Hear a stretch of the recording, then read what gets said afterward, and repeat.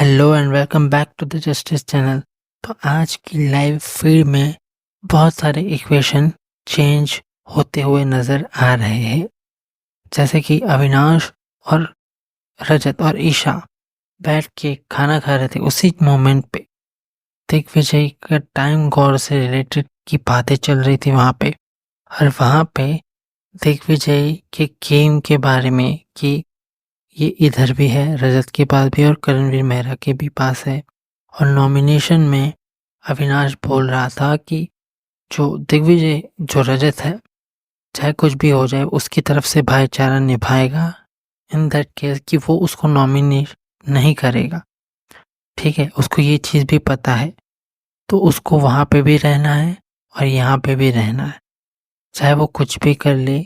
अविनाश रजत को बोलते हुए बोलता है कि चाहे जो भी चीज़ें उनके बीच में हो जाए, इसको जेन्युइनली इसने भाई माना है तो ये नॉमिनेट नहीं करेगा, मुझे पता है। तो ये चीज़ दिग्विजय के बारे में डिस्कस हो रही थी कि वो करणवीर, वो जानबूझ के उस ग्रुप में करणवीर मेहरा और जो श्रुतिका है उस ग्रुप में जानबूझ के है वहाँ पे।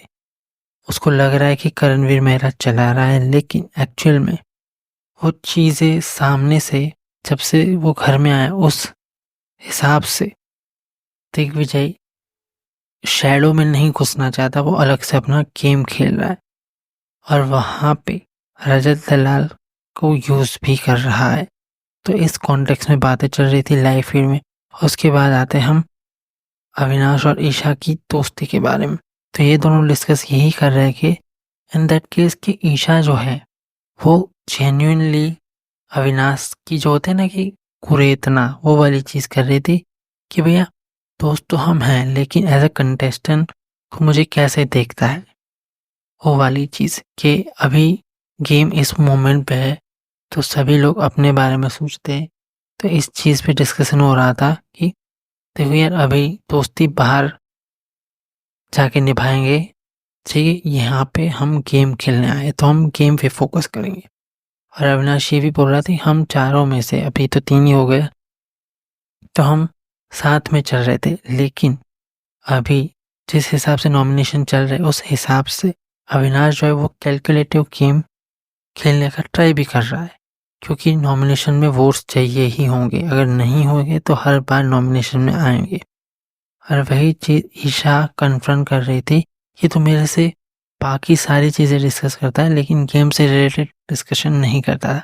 मुझे यहाँ पे अविनाश की शक्ल पे दया आ रही थी, जिस हिसाब से ईशा उसको टॉर्चर मार रही थी, इतने सवाल कर करके, इतनी चीज़ें बोल बोल के। तो अविनाश भी बोल रहा था तुझे पता है इसीलिए मैं तेरा दोस्त हूँ, क्योंकि तू अगर यही चीज़ किसी और के सामने रगड़ेगी तो उसका सर खा जाएगी।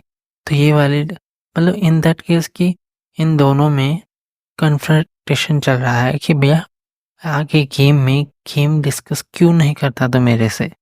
तो यही वाली चीज़ पे दोनों एक दूसरे को ट्रस्ट गेन कर रही थी, मैं तुझे आगे गेम में कहीं पे भी धोखा नहीं दूंगी। और वही चीज़ अविनाश की तरफ से भी थी। अब बात करते हैं भैया दिग्विजय के बारे में। दिग्विजय का ग्रुप एक अलग बन चुका है, वहाँ पे वो बोलता था कि वो किसी ग्रुप में नहीं है, लेकिन जहाँ पे करणवीर मेहरा और शिल्पा थे वहाँ पे दिग्विजय ने रजत के खिलाफ जो पास में जो चीज़ें हुई उसके बारे में बात की है।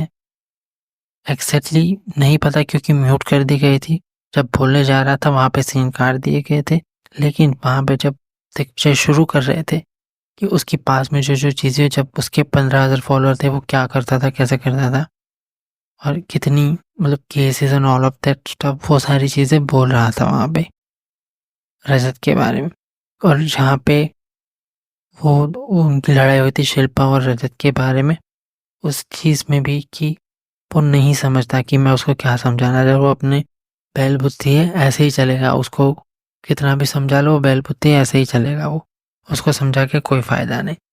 तो दिग्विजय बोल तो रहा है कि भैया वो ग्रुप में नहीं है, लेकिन वो ग्रुप फॉर्म करने की कोशिश कर रहा है। वो इधर भी चलना चाहता है, जैसे कि अविनाश ने कहा कि रजत के पास भी चलना चाहता है और यहाँ पे भी चलना चाहता है। और रजत की तरफ से अभी आगे नॉमिनेशन में हमें पता चलेगा कि रियलिटी एक्चुअल में क्या है। वो कल नॉमिनेशन है तो कल हमें पता लगेगा। तो लाइव फीड में बस इतना ही अपडेट है, देखते हैं आगे क्या होता है।